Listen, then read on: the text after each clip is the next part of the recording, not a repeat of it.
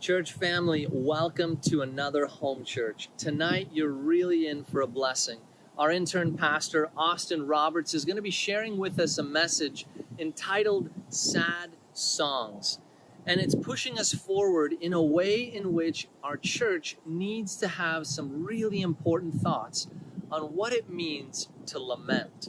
And so tonight, you're going to hear from him. You'll hear a beautiful musical piece.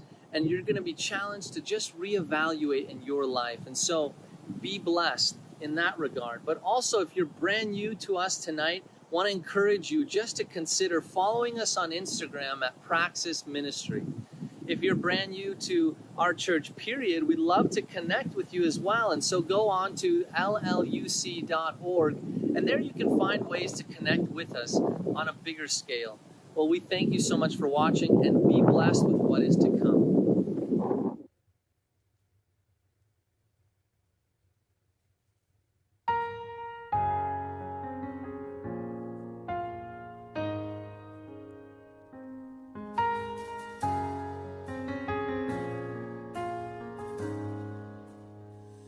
The head that once was crowned with thorns is crowned with glory now.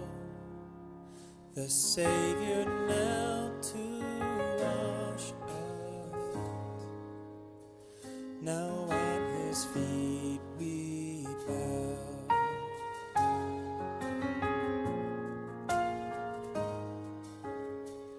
The one who wore our sin and shame, now robed in majesty,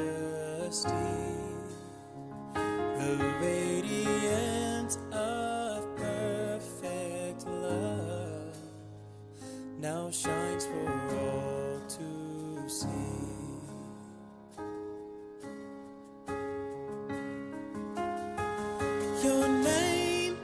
Your name is victory. All praise will rise to Christ our King. Your name is victory. All praise will rise to Christ our King.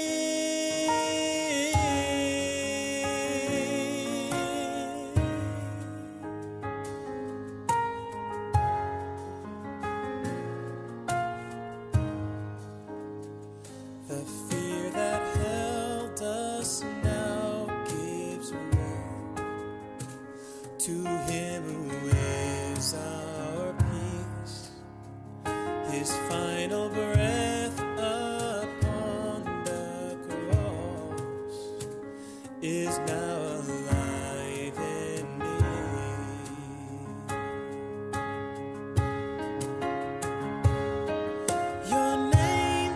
Your name is victory. All praise will to Christ our King.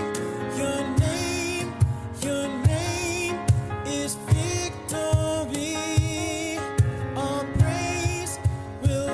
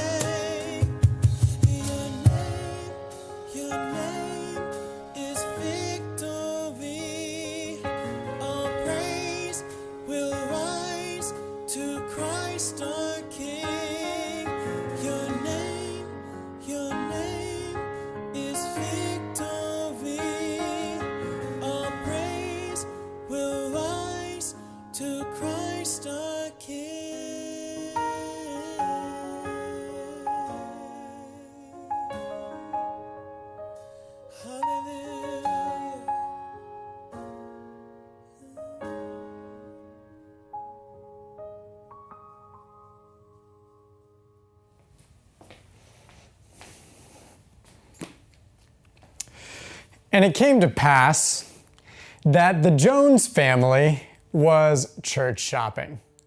And because of the pandemic, they really couldn't visit too many places, in person. So they decided to do things a little differently. They all sat around the computer at home and they got on YouTube. Of course, they'd Google different churches just to kind of get a feel what the website looked like and so forth.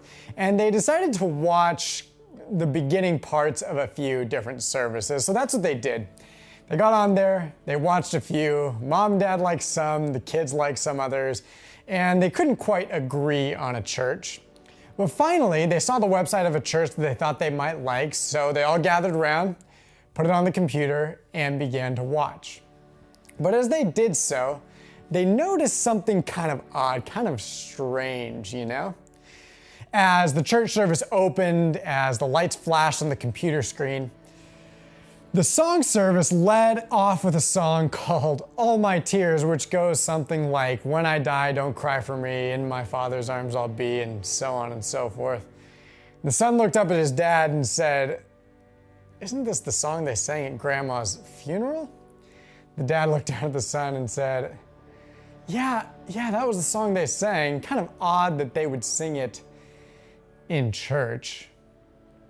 And you look at me and you think, well, Austin, we don't really sing those kinds of songs in church. You wouldn't catch us doing that here at the Loma University Church. And to you, I would say, well, that's true. We don't really sing those types of songs in church. But maybe we should. Sad songs are things that we tend to sing at funerals, we hear in country music, but it's not the kind of thing we sing in church. In fact, I was taking a look at some of the types of songs that are sung around church services here, different songs that we sing, week in and week out. And we sing things like How Deep the Father's Love for Us, What a Beautiful Name It Is, Oceans, Waymaker, We Will Not Be Shaken, Our God, Good, Good Father, happy songs, praise songs. Because that's what we like to do when we come to church. We're happy. We praise.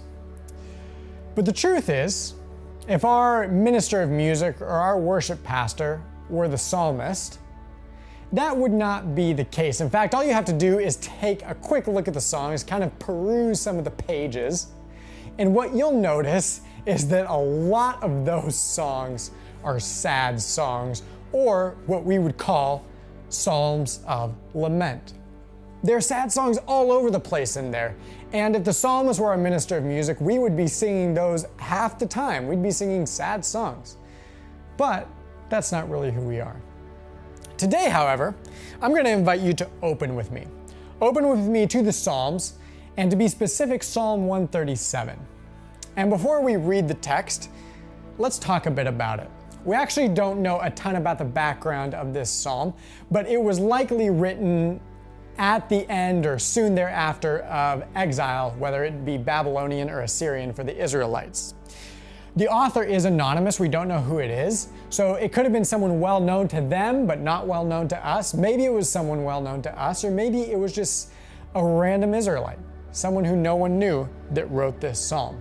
But nonetheless, it made it here into the scriptures. It comes in 3 different stanzas, so we're going to read each of those stanzas together to see what the psalmist says. Now, it depends on how your translation might split it up, but I'm going to consider stanza 1, verses 1 to 4. So let's read it together. Psalm 137, beginning in verse 1. The psalmist writes, "By the rivers of Babylon we sat and wept when we remembered Zion. There on the poplars we hung our harps, for there our captors asked us for songs. Our tormentors demanded songs of joy. They said, 'Sing us one of the songs of Zion.' How can we sing the songs of the Lord while in a foreign land?" It's an interesting bit of text there, and I think if I had to summarize all of it down into one word, I think the psalmist is talking about being homesick. So that's kind of the word I'd use to summarize this stanza, homesick. The Israelites, the person who wrote this psalm, they're all clearly homesick. Now, you might know what that's like. Perhaps you are a grandmother or a grandfather and you're putting your grandchild down to bed and they can't help but wail for their parents because they are homesick. Or maybe you see her, someone new at your college or university who you haven't seen before. She's young, so she's probably a freshman, and she seems to be struggling a bit. She's sitting there in the library studying. She's unfamiliar with the surroundings, and you can see the tears well up in her eyes a little bit. Homesick. You might know what that's like. But the interesting thing here is it's not quite like that. You see, their captors, their Babylonians, are actually tormenting them. So it would be more like, as a grandparent putting a grandchild down to bed, and as that child begins to weep and wail, the grandparent looks down at that child and says, "Ha, you're here, you're not at home, that is too bad for you." Or if a student looked at a fellow classmate, someone who is struggling with being far away from home, and begin to laugh and say, "You can't go home." You know, I think many of us know what homesickness is like. A few years ago, I took my first pastoral job in Sunnyvale, California, a job I loved. But when I first knew there, I knew almost nobody. I remember going home to my apartment after working every day and just kind of sitting there, or even on Saturday nights, just thinking, man, this is tough. I remember really wanting to go home some weeks and just not being able to because I just didn't know anybody. I didn't have any family there. I had very few friends. As time passed, that got better and better, of course, as I became better acquainted with people and made friends. But the beginning was rough. Not knowing anybody and being homesick is a tough combination. But once again, the powers of the day here are pushing the Israelites into the ground. They are not only homesick, but they are being tormented by the people who are there, who are their captors. So that's stanza number 1, homesickness. But then we're going to move on to stanza number 2. So let's return to the text here. We're going to read it, Psalm 137, verses 5 and 6. And it says this: "If I forget you, Jerusalem, may my right hand forget its skill. May my tongue cling to the roof of my mouth if I do not remember you, if I do not consider Jerusalem my highest joy." So if the first stanza represented homesickness, I think the second stanza I would summarize by saying, remember. The psalmist is writing here saying, remember, remember, oh, where you came from. It may not be here, it may be a long way and a long time ago, but remember. It reminds me of a story my father told me. I think he's preached about it before or told the story in a sermon before. It is originally told by the great late scholar and theologian Fred Craddock. As Craddock tells the story, he and his wife liked to vacation, kind of escape to the Smoky Mountains and kind of get away from the city of Atlanta where they knew a lot of people and where a lot of people knew them. They liked to just be there and relax. And as Craddock says, they used to like to eat at a restaurant there, a restaurant that had floor-to-ceiling windows where they would get this great view of the Smoky Mountains. Well, as the story goes, Craddock and his wife were there one vacation and just kind of getting away, not talking to anybody, when an older gentleman pulled up a chair to the table. And Craddock didn't really want to talk, so, he was kind of a little standoffish, but the man began to create conversation. "Where are y'all from?" "Atlanta." "Oh, really? Well, what do you do?" "Teach." "Is that so? What do you teach?" "Seminary." "Oh, so you teach preachers?" "Yes. Well, do I have a story for you?" Here we go, thought Craddock. And the man launched into the story. He said, "It was many years ago when I came into these parts. I was just a young child. Me and my mother moved here. And back then, I didn't understand big words like illegitimate. But I did understand rejection, and I understood that the other mothers wouldn't let their children play with me. And that hurt. But I remember every Sunday, I used to love to go down to this old country church to hear this old country preacher. He had a big booming voice, and I loved to listen to him, but I always came a little late and left a little early because I didn't want to get caught in the crowds and deal with people. So one Sunday I went down there and I was listening to the preacher preach. And you know what? I got so into that sermon that I forgot to leave early. And the preacher finished up and the aisles filled up with people, and I began to dart in and out of the people, and I just couldn't get out, when suddenly in a moment I felt a heavy hand on my shoulder. And I whipped around and looked up, and there was a big stern face there. And you know who it was? It was that old country preacher. And he looked down at me and he said, "Why are you always running off for? Whose child are you anyway?" And I didn't know what to say. I lost my voice in that moment and I couldn't say anything.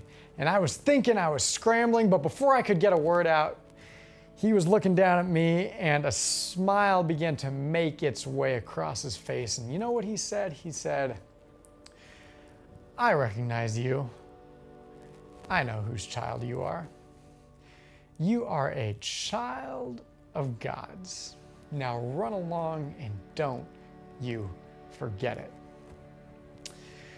Well, the old man got up to leave, and then it was Craddock's turn to say, wait a minute. "I don't think I caught your name. What did you say your name was?" The old man looked down at Craddock and said, "Hooper. Ben Hooper."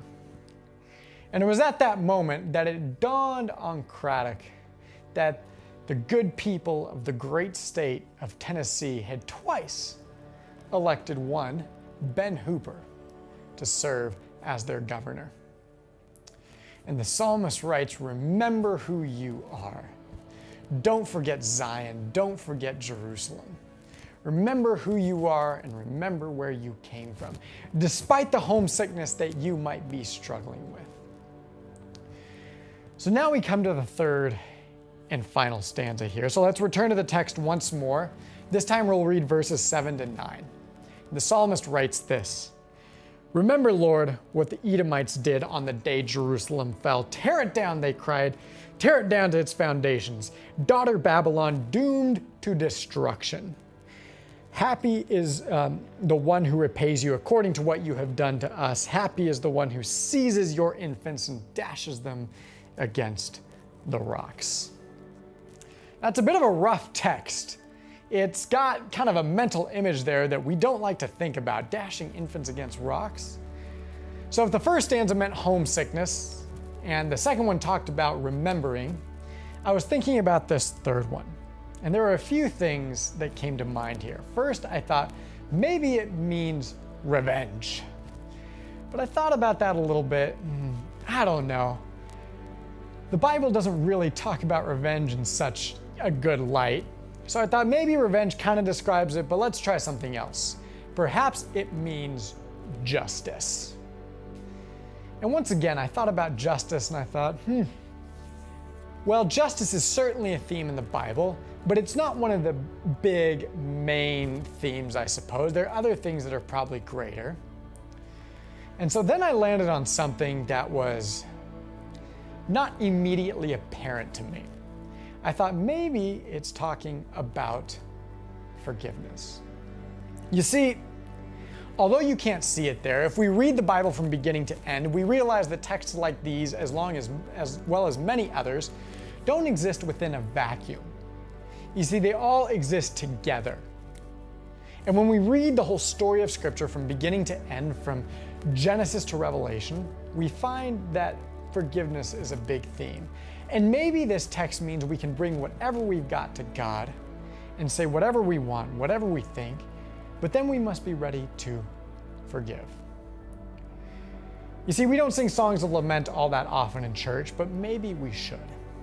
Maybe you're sitting here today, you've listened to this sermon, and you've come to the foot of the throne of grace at the end of your line because you've got nowhere else left to go. The powers of the day are pounding down upon you. And you sit there and you think, whatever am I going to do? Well, today I invite you to come with me and let's sing sad songs together. Let's weep together as a community of Christ. And we'll feel the pain, we'll feel the burdens. But remember who you are, even though you're homesick. This world is not your home. Remember where you originally come from. And also learn to open up to God and to forgive. Because believe you me, we all have reasons to lament, you and me and everybody in between. So come, let us weep together.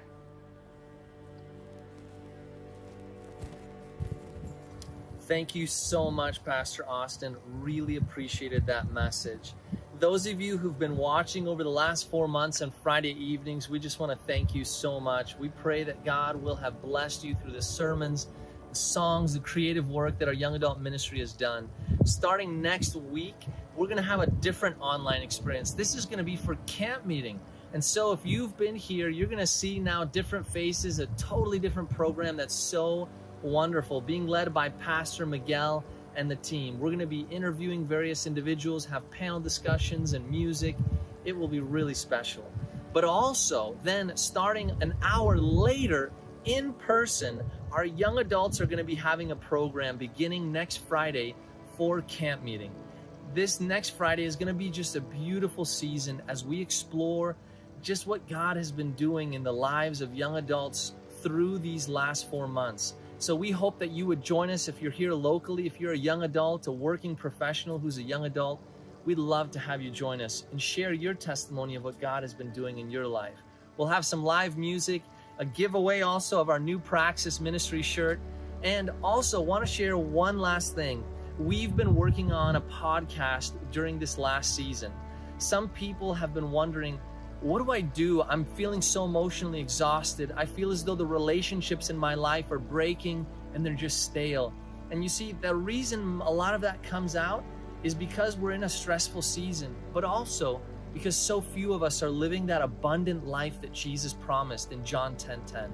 And so myself, along with another young adult who's a good friend of mine, Carl Lindsay, we created a podcast called The Overflow Podcast. You can join that on choosetooverflow.com or go to your favorite podcast app and just write The Overflow Podcast. There we're going to explore in this first 9-episode season spiritual gifts that unlock the overflow, the abundance that God had. We're going to interview experts to discuss spiritual gifts like love, grace, and forgiveness. So again, join us at choosetooverflow.com. Enjoy that and share that also with a friend or 3. Blessings to you tonight, and God bless you throughout your season in this journey.